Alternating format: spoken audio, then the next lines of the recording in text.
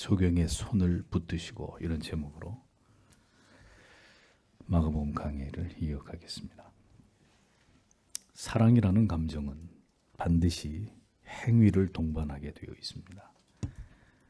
지극히 사랑하는 그 대상을 가만히 바라보는 것만이 아니라 사랑을 하면 어루만지고 쓰다듬고 입을 맞추고 손을 잡고 품에 안고 싶어하기 마련입니다. 그것이 사랑이라는 감정이 만들어내는 자연스러운 행동입니다. 그래서 사랑은 온갖 종류의 터치를 만들어냅니다. 연인들이 그토록 손을 잡고 싶어하고 길을 걸어가면서도 팔짱을 끼고 서로를 더 밀착시키고 싶어하는 모든 것은 사랑 때문입니다. 사랑이라는 강력한 자석이 서로를 끌어당기기 때문이죠. 사랑은 손을 내밀어 주는 것입니다. 간절히 나의 손길이 그에게 닿기 원하는 것입니다. 나를 진정으로 사랑한다고 하면서도 나를 수년째 혹은 수십 년째 가만히 바라보기만 하는 것을 여러분은 어떻게 생각하십니까? 그럴 수 있다고 여기시나요? 플라토닉 러브라면 그것이 가능할지 모르겠지만 정신적인 사랑이 가능하다고 여긴다면 모를까. 가만히 바라보기만 하는 것을 사랑이라고 말하기는 어려울 것입니다. 사랑하지 않는다면 손을 잡는 것은 고사하고 그 대상을 바라보고 싶은 마음조차도 생기지 않을 것입니다. 우리가 서로 만나서 반갑게 악수를 하고 어깨를 두드려주는 이런 행위는 참으로 친밀함을 보이는 행동입니다. 사랑과 신뢰를 또 존경과 우정을 나누는 몸짓 언어입니다.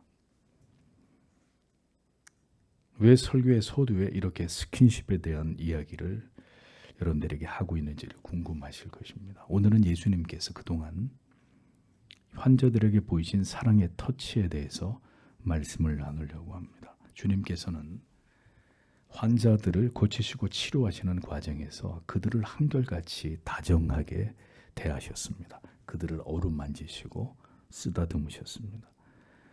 마가복음 1장에 베드로의 장모를 고치실 때도 31절에 보면 나아가사 그 손을 잡아 일으키시니 이렇게 기록이 되어 있고, 같은 장에서 문둥병자를 고치실 때도 41절에 보면 손을 내밀어 저에게 대시며 가라사대 이렇게 기록이 되어 있습니다.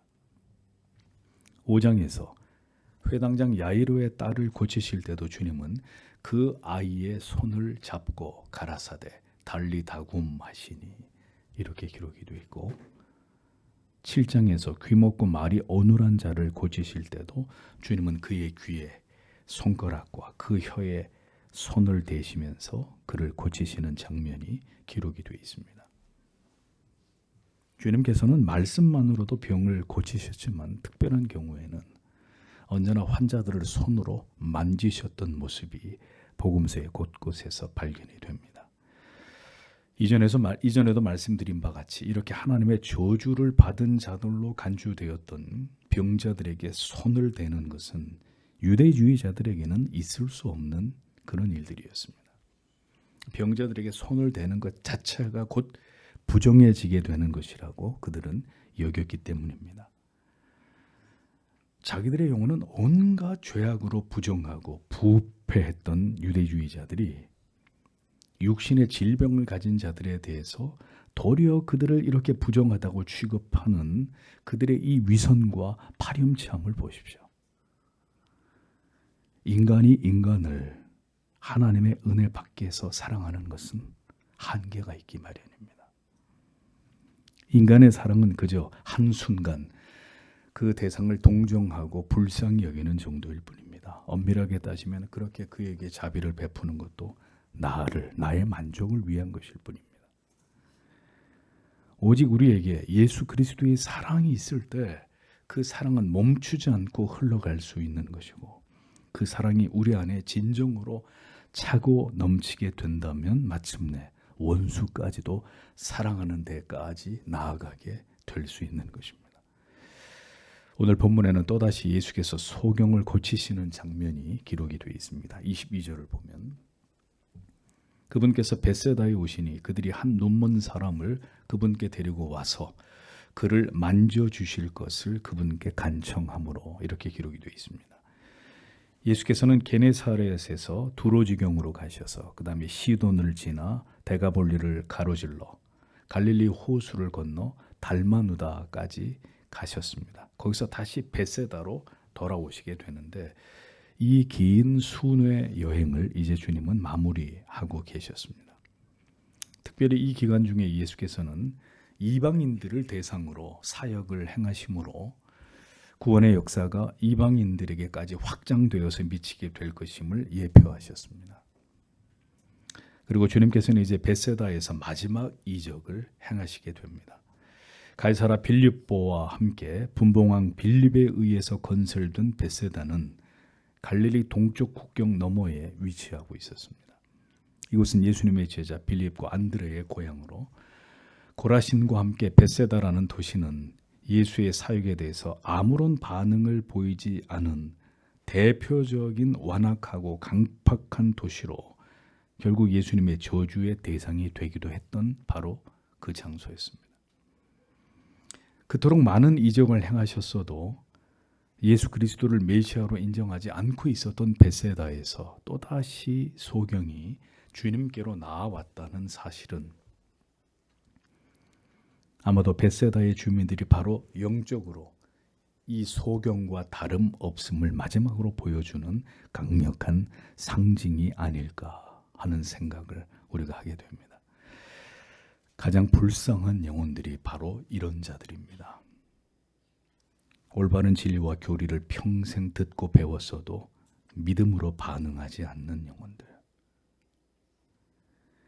예수님의 시대에도 칼빈의 시대에도 청교도의 시대 속에서도 그 진리의 황금기의 한복판에 살아서 그 귀한 진리를 수없이 들을 수 있었던 기회가 있었어도 영적으로 소경이고 귀머거리가 되어서 그 참된 복음을 듣고도 영혼에 아무런 반응이 없었던 자들.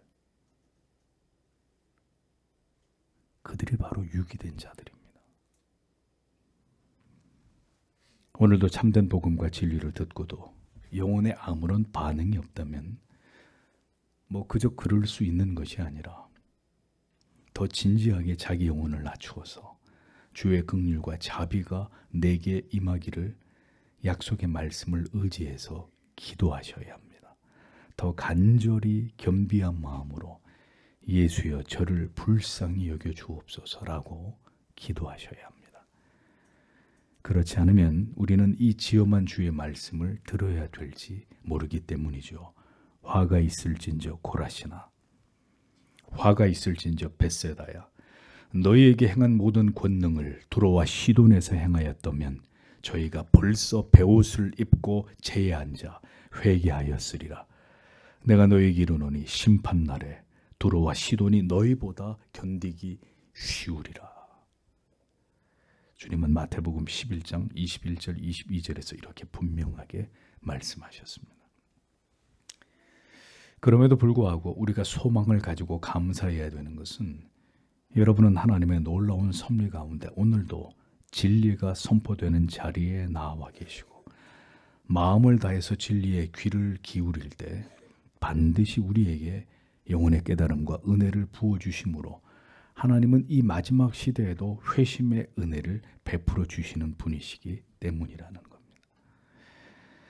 예수님의 일행이 벳세다에 이르자 사람들이 소경한 사람을 데리고 주님께로 나아왔다고 기록되어 있습니다. 그리고 다짜고짜 이 소경을 좀 만져주십시오 이렇게 간청을 했습니다. 손 대시기를 이라고 번역된 원문의 의미는 예수께서 병을 고치시기 위해서 사람과 접촉을 하실 때 주로 사용되던 동사입니다.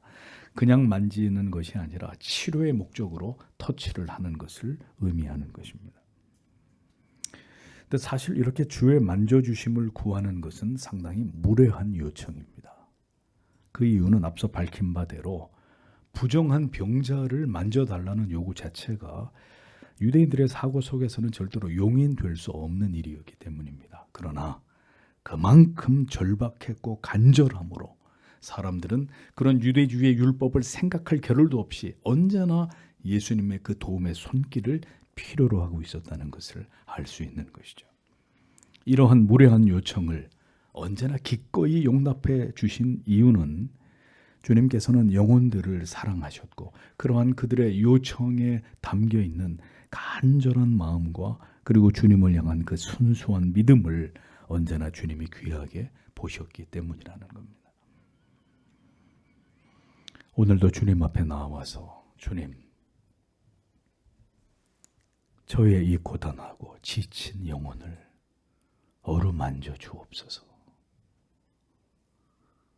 저에게 이 세상이 줄 수 없는 그 어느 누구도 나에게 줄 수 없는 하늘의 위로와 평강을 주님 저에게 허락해 주옵소서. 이렇게 영혼을 낮추어 주님께 구하는 자를 하나님은 오늘도 찾고 계시고 그렇게 주님께 나아오는 자를 절대로 외면하지 않으시는 우리의 아버지가 되신다는 것을 우리는 잊지 않아야 되리라 믿습니다. 주님은 오늘도 우리의 영혼 모두를 어루만져 주시기를 원하시는 분이십니다. 23절을 보겠습니다. 그분께서 그 눈먼 사람의 손을 잡고 그를 고을에서 데리고 나가 그의 눈에 침을 뱉으신 뒤 그에게 안수하시며 그가 무엇을 보는지 그에게 물으시니 이렇게 기록이 되어 있습니다. 주님은 이들의 요청을 들으시고 기꺼이 그를 고치고자 하셨습니다. 정확히 말하면 이들의 요청 때문이 아니라 이미 주님의 계획표 속에는 오늘 벳세다에서 이 소경을 고치기로 이미 예비되어 있었고 그 일이 일어날 시각에 일어난 것일 뿐입니다. 주님이 허락하시고 마음을 움직이실 때 우리는 주님께로 나아갈 수 있습니다. 여러분이 오늘도 주님 앞에 나오신 것은 절대로 우연이나 여러분의 의지의 결과물이 아닙니다. 은혜 없이는 아무것도 저절로 이루어지지 않는다는 사실을 잊지 마십시오. 주님은 소경의 손을 붙드시고 마을 밖으로 그 사람만 데리고 가셨습니다. 그렇게 하신 것은 주님께서 이제 그에게 행하실 일이 많은 사람들에게 알려지기를 원치 않으셨기 때문이었고 그 같은 사실은 이 모든 일이 끝난 이후에 마을에도 들어가지 말라고 예수님이 명령하신 말씀을 통해서도 확인이 될 수 있는 부분입니다. 주님께서는 이번에도 이 치유의 기적적인 역사가 사람들에게 알려지는 것을 원치 않으셨습니다. 주님이 사람들을 고치면 고칠수록 그래서 소문이 퍼져나가면 나갈수록 주님을 공격하려고 기회를 보는 유대주의 종교 지도자들은 더욱 자극을 받게 되는 것은 주님이 피하고자 하신 일이었단 말이죠. 그것은 그들이 두려워서가 절대로 아니라 주님의 얼마 남지 않은 공생애의 남은 기간 속에 이제 주님께서 집중해야 될 중요한 일들에 방해를 받고 싶지 않으셨기 때문입니다. 주님이 중요한 일에 더 몰입하시기 위해서 주님은 자신의 소문이 불필요하게 더 많은 사람들에게 퍼져나가는 것을 원치 않으셨던 것입니다. 실제로 벳세다에서 이 이적을 행하신 이후에 주님은 점차 치유의 사역을 이제 멈추시고 제자들을 가르치고 양육하시는 일에 더 치중하시는 모습을 성경은 우리에게 보여줍니다. 메시아의 주된 사명은 병자들을 고침보다도 복음을 이 땅에 전하시는 일이었습니다.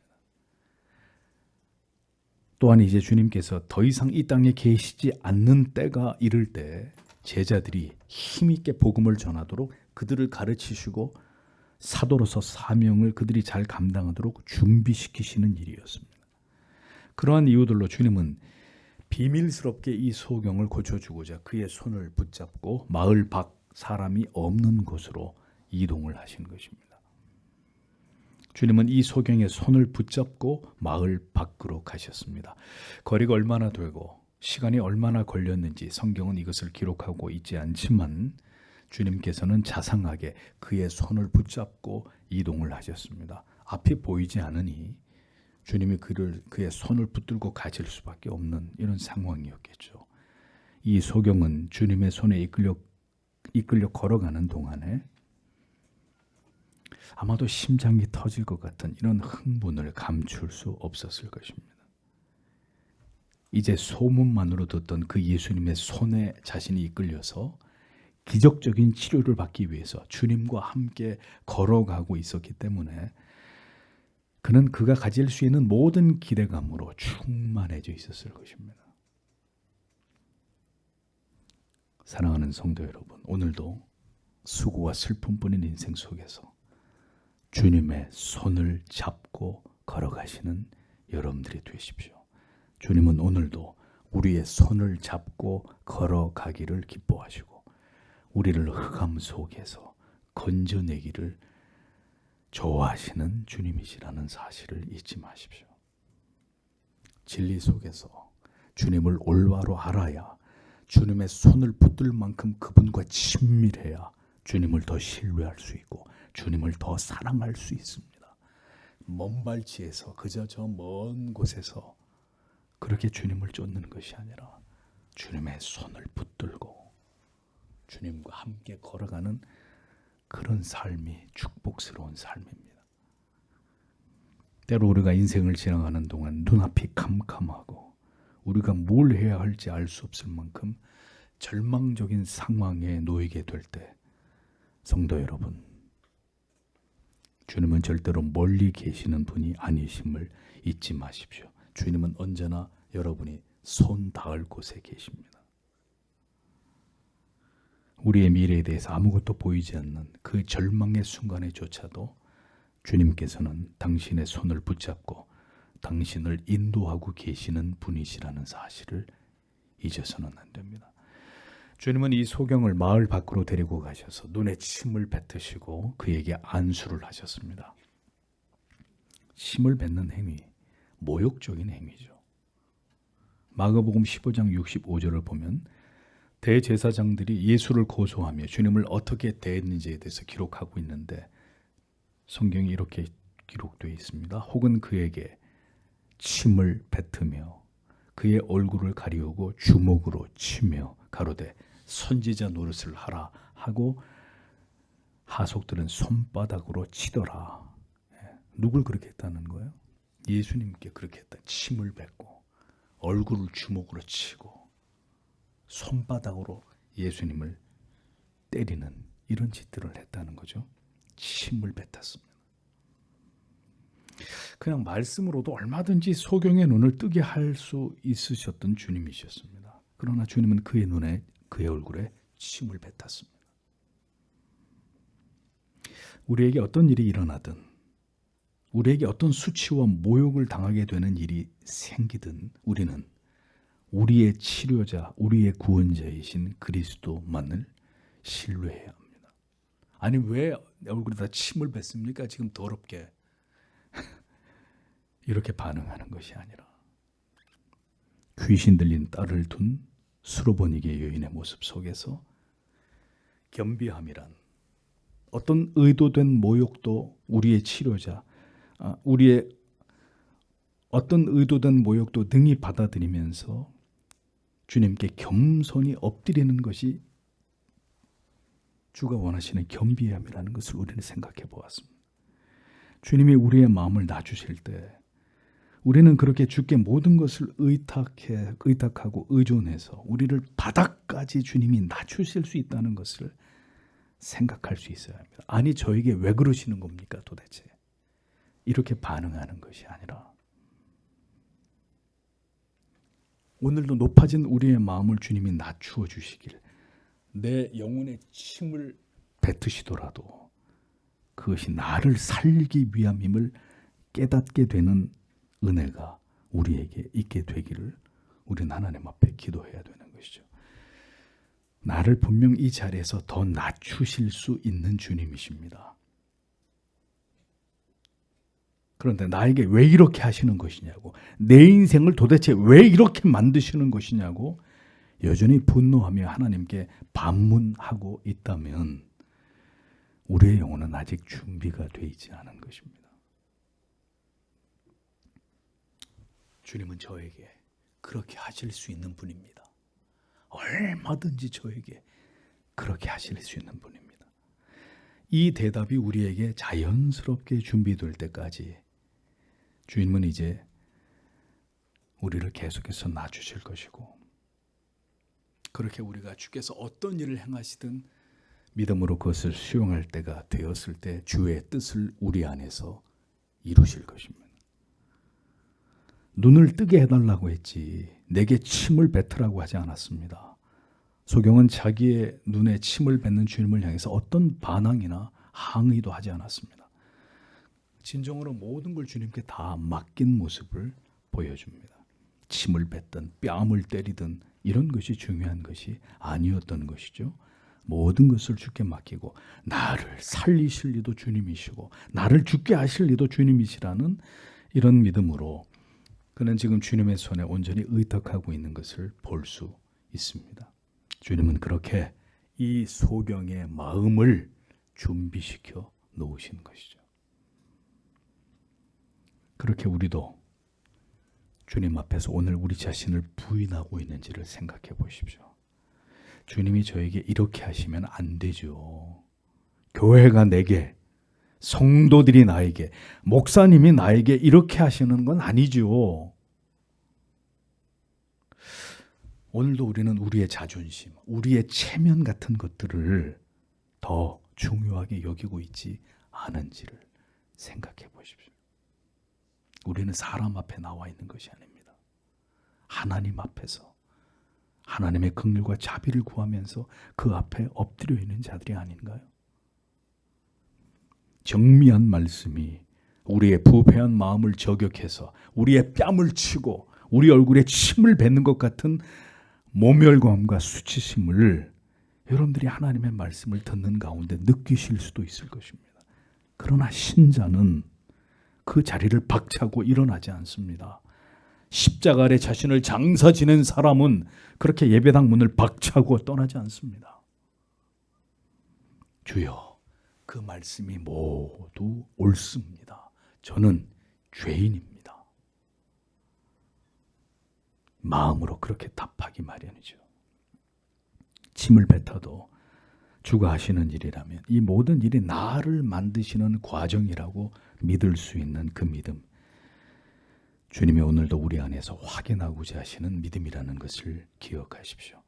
소경의 눈에 침을 뱉고 이어서 안수를 해주셨습니다. 그리고 그에게 물으시기를 무엇이 보이느냐 이렇게 말씀하셨습니다. 주님이 병자들을 치료하시는 이적을 행하시면서 질문을 하신 곳은 여기가 유일합니다. 보통은 치유를 명하시면 곧바로 병이 낫게 되는 결과가 일어났습니다. 그런데 주님은 이 소경에게는 안수를 행하시고 나서 이례적으로 뭐가 보이느냐 이렇게 물으셨습니다. 주님께서 이 소경에게 보이신 행동을 자세히 보십시오. 그의 손을 붙잡은 상태로 주님은 소경의 눈에 침을 뱉으시고 다음에는 안수를 해주셨습니다. 예수님의 이런 여러 행동이 이 소경을 치료하는 일에 나타나고 있는 것을 볼 수 있습니다. 그리고 난 다음에 주님은 뭐가 보이느냐 이렇게 물으셨어요. 마치 의사가 병이 아픈 환자를 이렇게 진료하고 치료를 하고 난 다음에 좀 어떻습니까? 상태가 어떤가요? 이렇게 물어보는 것처럼 주님이 이 같은 행동과 말씀을 이 소경에게 하고 계셨단 말입니다.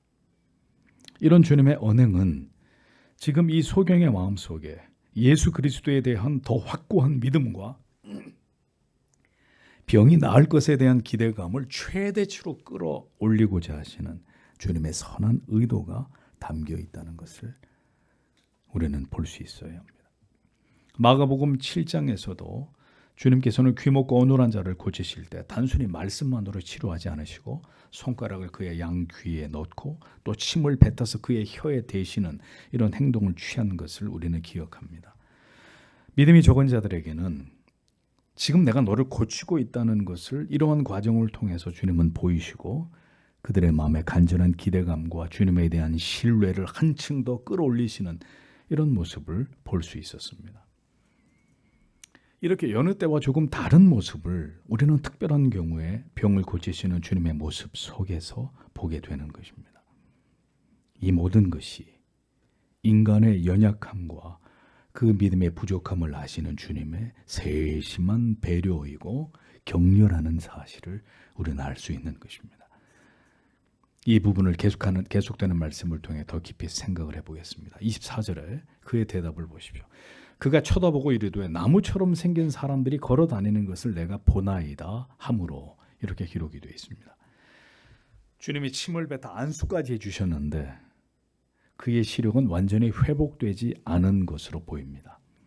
그는 나무처럼 생긴 사람들이 어렴풋이 보이기 시작한다고 이야기를 합니다. 다시 마가복음 7장에서 귀먹고 말이 어눌한 자를 고치실 때를 생각해 보면 주께서 그에게 에바다라고 말씀하시자 그 귀먹고 어눌한 자가 어떻게 됐죠? 즉시 귀가 열리고 완벽하게 말을 하게 됐던 것을 볼 수 있었습니다. 뭐 그 외에 다른 과정이 필요하지 않았던 거죠. 그런데 이번 경우에는 치료가 단번에 이루어지지 않았다는 것을 알 수 있습니다. 25절에 그분께서 그의 눈에 다시 안수하시고 그가 쳐다보게 하심에 그가 회복되어 모든 사람을 또렷하게 봄으로 이렇게 기록이 되어 있습니다. 자, 그러니까 주님께서는 두 번이나 이 소경에게 안수를 하셨다는 이야기죠. 두 번째 안수를 받고 나서야 그는 비로소 초점을 맞추고 사물을 정확하게 보게 되었고 이제 그의 눈이 가깝고 먼 것을 또렷하게 볼 수 있도록 완전하게 치유된 사실을 성경은 우리에게 보여줍니다. 그럼 왜 예수님께서는 단번에 이 소경을 고치지 않으신 것일까요? 이것은 우리에게 중요한 진리를 깨닫게 하고 있습니다. 주님께서는 우리의 영혼의 상태를, 우리의 믿음의 단계를 소상히 아시는 분이십니다. 병이 낫고자 하는 자의 믿음의 상태를, 그의 마음이 어떤 지경에 있는지를 정확히 알고 계십니다. 주님은 일방적으로 치유를 하지 않으시고 그의 마음의 상태를 보시면서 그의 영혼에서 일어나는 미묘한 변화들까지 감지하시면서 가장 극적인 순간에 그가 자신에게 일어난 놀라운 일을 감지하고 자각할 수 있는 가장 완벽한 타이밍에 마침내 기적의 치유를 주님이 행하시는 것을 보게 됩니다. 아마도 우리가 추측하건대 이 소경이 처음에는 아직 주님에 대한 완전한 믿음을 가지고 있지는 않았던 것으로 보입니다. 병이 낫고자 하는 마음은 간절했지만 정말 그렇게 될지에 대해서는 확신이 서지 않았던 것으로 여겨집니다. 주님께서는 그의 마음과 영혼의 상태를 보시고 그에게 더욱 간절함과 기대감과 믿음을 불어넣게 하기 위해서 이 같은 과정을 이끌어가고 계신 것이 아니었겠는가. 대부분의 권위 있는 주석가들이 이 부분을 이렇게 주의를 합니다. 주님은 그에게서 완전한 믿음을 이끌어내고 계셨습니다. 불안과 염려를 잠재우시고 모든 의심을 소멸시키며 지금 자신에게 놀라운 일이 일어나고 있다는 것을 충분히 느끼고 한껏 상기되고 고무되도록 이렇게 극적인 과정을 주님은 연출해가고 계셨던 것입니다. 두 번의 안수 이후에 그는 뚜렷하게 사물을 보게 되었습니다. 정말 자신에게 일어날 수 없는 놀라운 기적이 일어나게 되었다는 것을 그가 비로소 깨닫게 된 것입니다.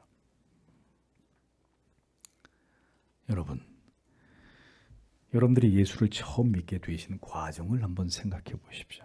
자, 처음부터 확고부동하게 예수를 믿으셨나요? 나는 교회 온 첫날부터 열렬히 뜨겁게 그때부터 지금까지 이렇게 예수를 믿고 있어. 그러신 분 있으면 손 들어 보십시오.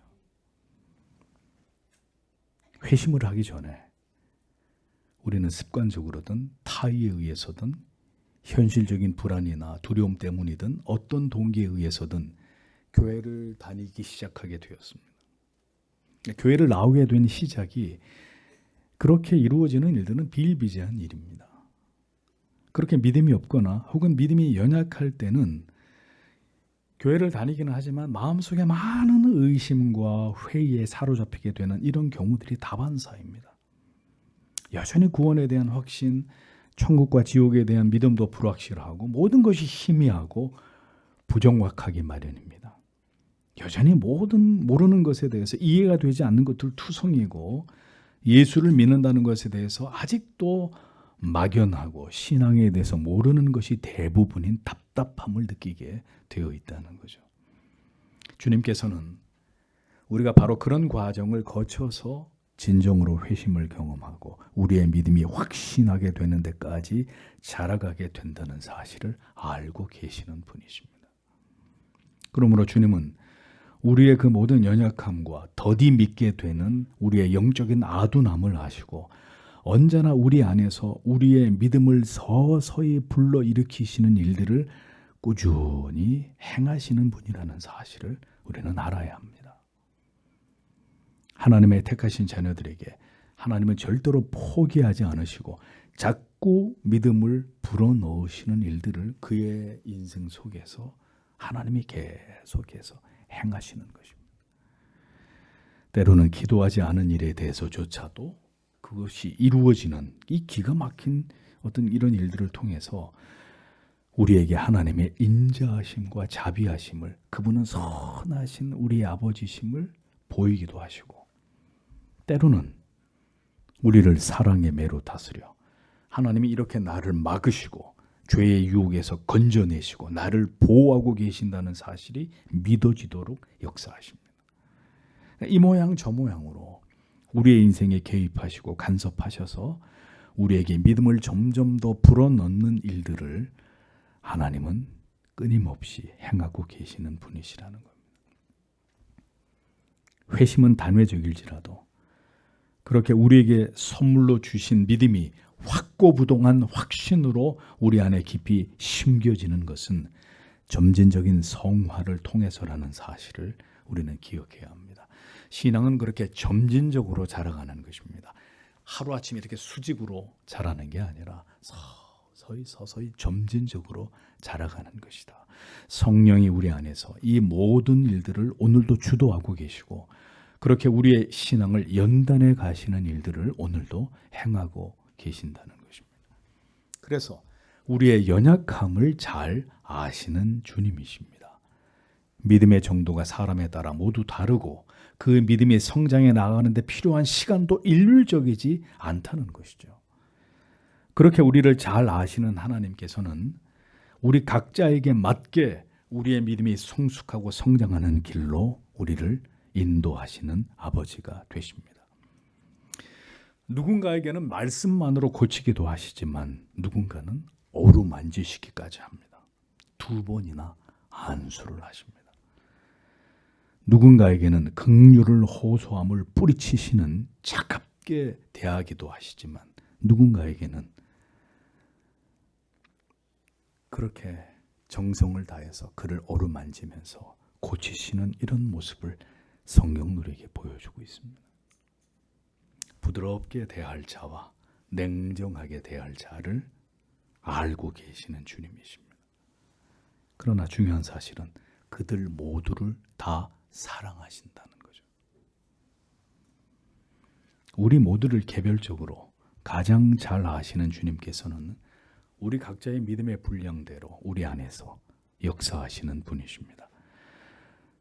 자식을 낳은 부모가 그 자녀에 대해 가장 잘 알듯이 우리를 낳으신 주님께서는 우리를 가장 잘 아시는 분이십니다.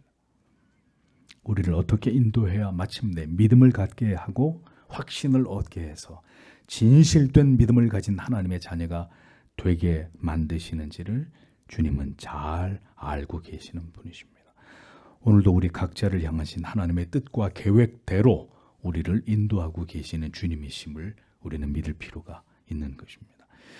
예수님이 이 소경을 고치신 사건은 앞서 말씀드린 바와 같이 이제 본격적으로 공생의 가운데 남은 시간들을 제자들을 가르치고 양육하는 데 초점을 맞추고자 하는 이 시기에 이루어진 일입니다. 이 사건 전에 지난주에 우리가 배 위에서 주님과 제자들이 나눈 대화를 살펴보았죠.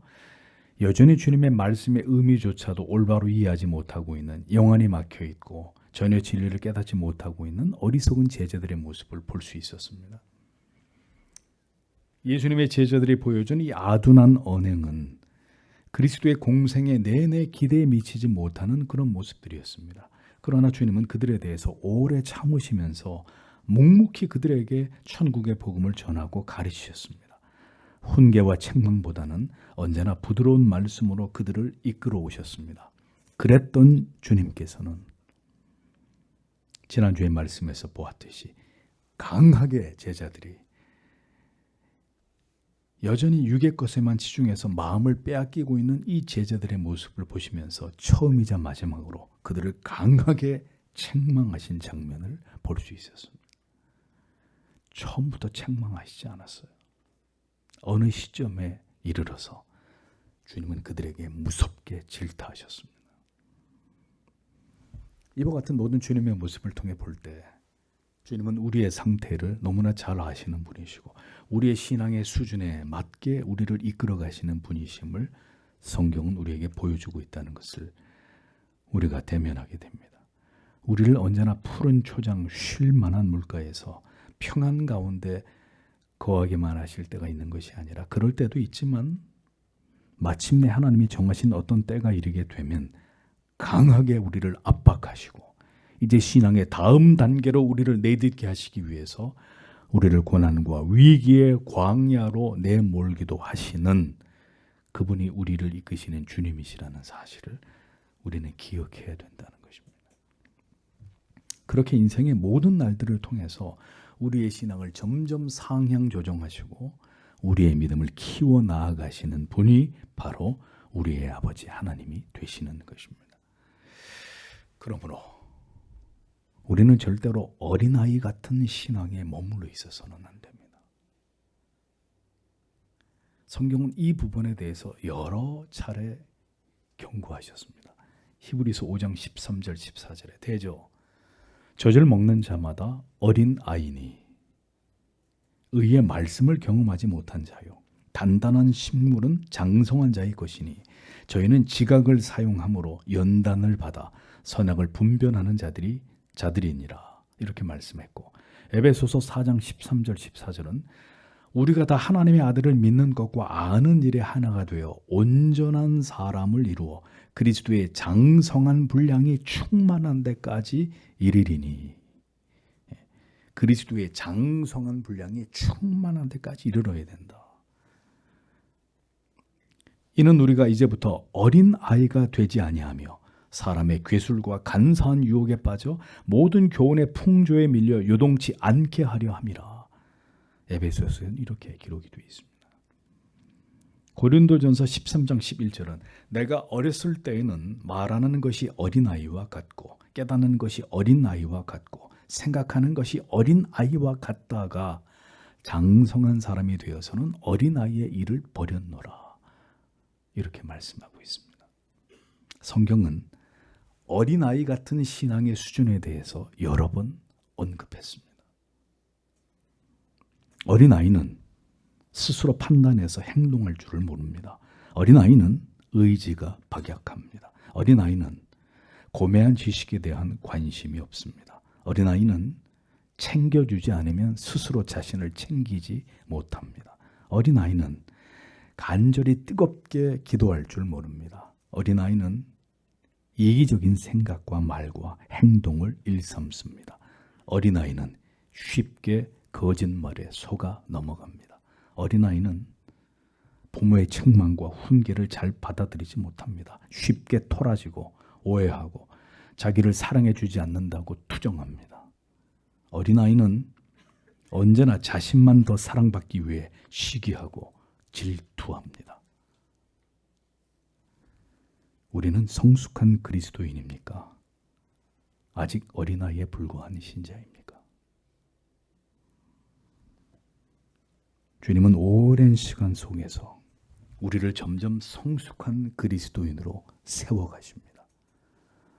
소경을 위해 손을 잡고 그에게 침을 뱉어 안수하시고 무엇이 보이냐고 물으시고 아직도 그의 시력이 희미함을 보시고 다시 안수하셔서 이내 그가 명백하게 모든 사물을 볼 수 있도록 이 모든 과정을 그를 위해 침착하게 진행해 나아가신 분이 예수 그리스도이셨습니다. 우리의 믿음이 자라가기까지 얼마나 오랜 세월을 하나님께서 인내하시고 기다려주시고 다음 단계로 나아가도록 미끄러지고 또 미끄러지는 우리의 손을 붙잡고 때로는 이끌어 가시고 때로는 뒤에서 밀어주고 계셨는지를 생각해 보십시오. 우리는 우리의 힘으로 여기까지 온 것이 절대로 아닙니다.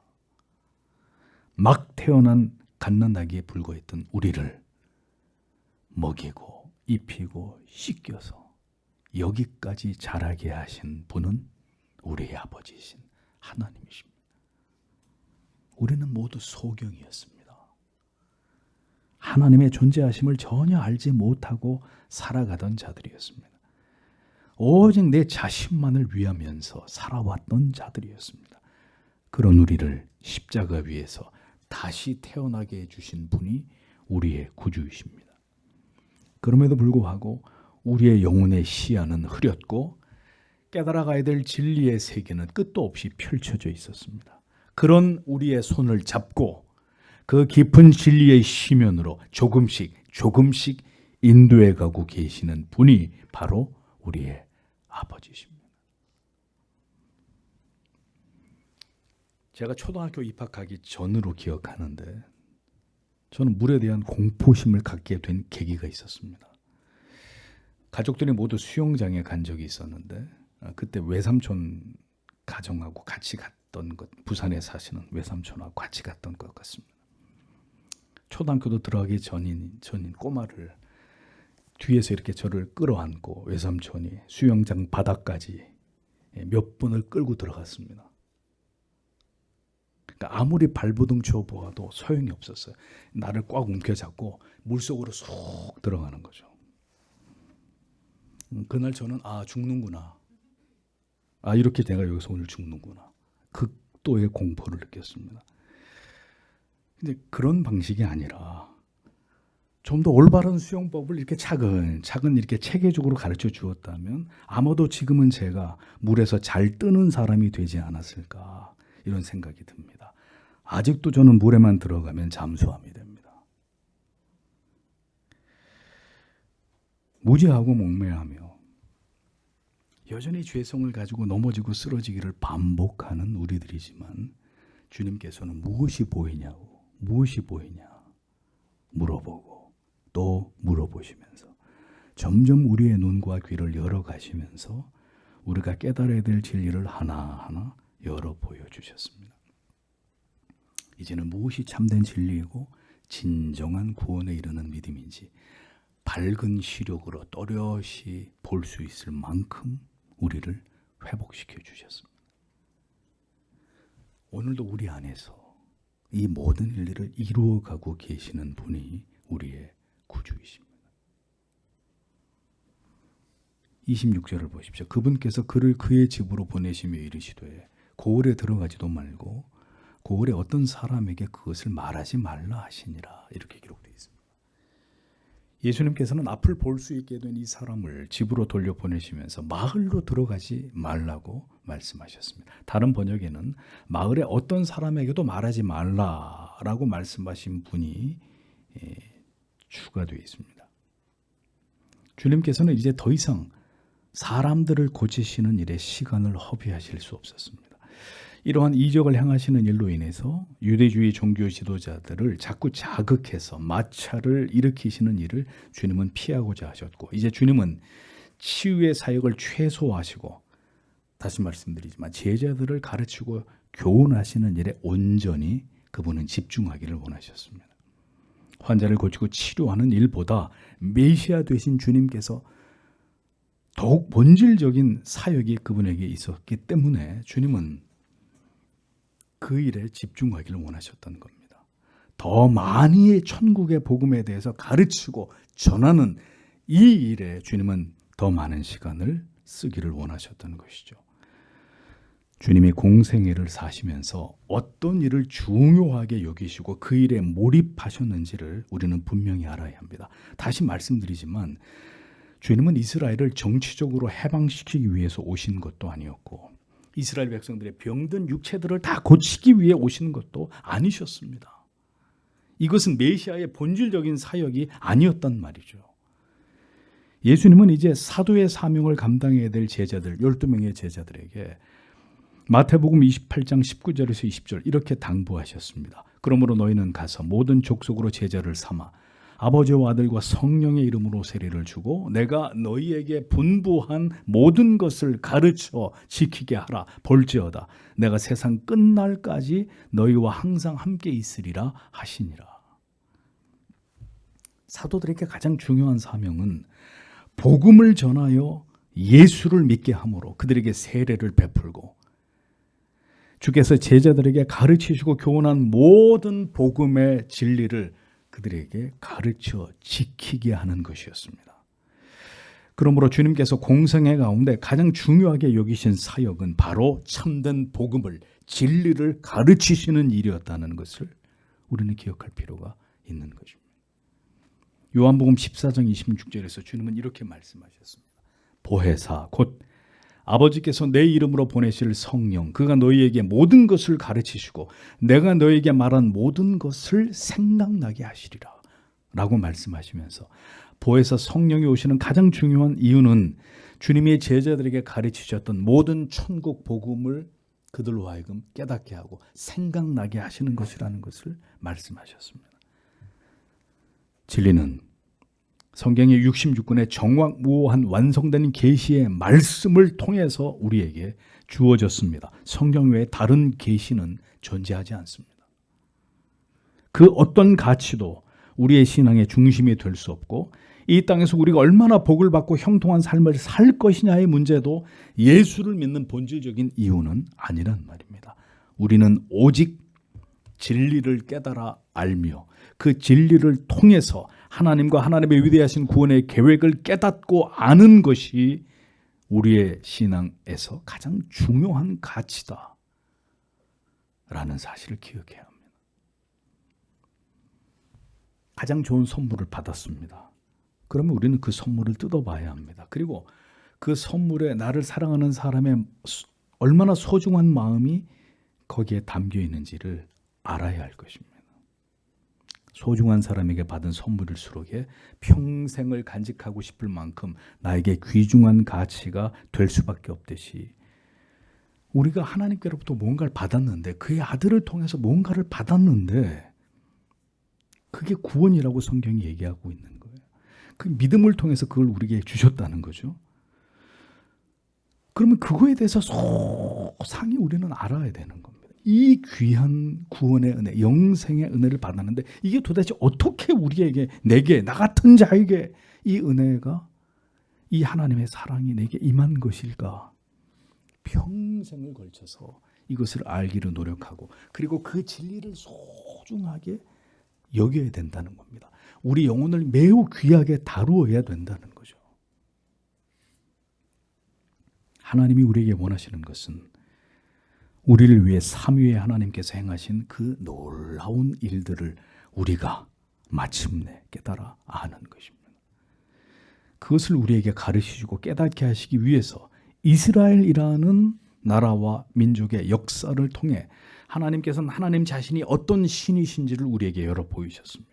그리고 그러한 하나님의 크신 은혜를 받기에 얼마나 부족한 존재가 인간인지를 이스라엘 백성들의 그 오랜 시간 동안에 하나님을 향한 패역하고 강팍하고 어리석고 오만한 모습들을 통해서 그것이 타락하고 부패한 인간의 실존의 모습이라는 사실을 이스라엘 백성들을 통해서 교훈하신 거죠. 이게 너희의 모습이라는 거죠. 그렇게 받을 자격이 없는 자들에게 임한 하나님의 은혜와 사랑을 하나님께서는 성경의 모든 기록 속에서 이스라엘에게 나타내신 하나님을 우리가 알고 배우고 깨닫고 그 마음과 믿음으로 하나님을 경외하고 사랑하면서 마음을 다해서 섬기는 하나님의 백성들이 되기를 원하시는 것입니다. 주께서 사랑하시는 성도 여러분, 신앙은 바로 이것을 발견하고 깨달아가는 긴 여정입니다. 우리가 어떤 삶을 살고 무엇을 경험하든 그것이 중요한 것이 아니라 우리의 전 인생 속에서 우리가 하나님의 부르심과 택하심 속에 하나님의 자녀가 된 이후 우리의 모든 인생의 시간이 지나가는 동안 하나님을 깊이 알아가고 나를 향하신 그 사랑과 긍휼과 자비하심을 내가 발견하고 경험해 가는 것으로 그 사랑에 감격해서 우리가 진실로 살아도 주를 위해 살고 죽어도 주를 위해서 죽을 수 있는 존재로 우리가 변화되어 가는 것. 그것이 바로 우리를 향하신, 우리에게 바라시는 하나님의 마음이시다 라는 것을 우리가 알아야 되는 것입니다. 우리는 오늘도 지금 이 분명한 목표와 뜻을 향해서 나아가고 있는 것인지를 돌아보십시오. 여러분의 신앙의 목적과 이유는 무엇 때문인지를 점검해 보십시오. 우리는 왜 지금 교회를 다니고 있고 오늘도 이런 말씀을 듣고 있는 것입니까? 이 혼란한 시대 속에서 오늘도 우리는 뭘 바라고 이곳에 모인 것입니까? 모든 것이 흔들릴 때 우리가 굳게 붙들어야 될 것, 우리의 피할 곳은 오직 복음뿐입니다. 이 세상이 살 길은 다시 성경의 진리로 돌아가는 것입니다. 우리의 주인 되신 하나님을 찾는 것입니다. 그것만이 살 길입니다. 이 혼란을 종식시킬 수 있는 유일한 방법입니다. 이 어둠 속에서 주님은 오늘도 하나님의 자녀들이 빛 앞으로 나오기를 바라고 계십니다.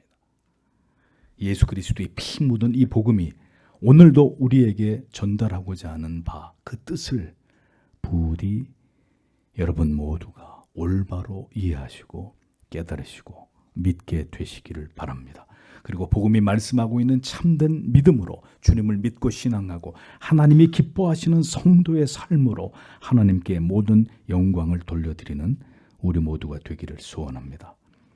빛을 보면서 어두움에서 깨어나야 할 모든 소경들이 우리가 전하는 이 복음을 통해서 주님을 배울 수 있도록 성도 여러분, 흑암이 뒤덮고 있는 이 시대에 더 찬란한 복음의 빛을 세상 가운데 드러내시는 빛과 소금의 사명을 더 힘있게 감당하시도록 오늘도 주님이 우리 모두를 붙들어 주시기를 하나님 앞에 다 함께 간절히 기도하도록 하겠습니다. 기도하겠습니다.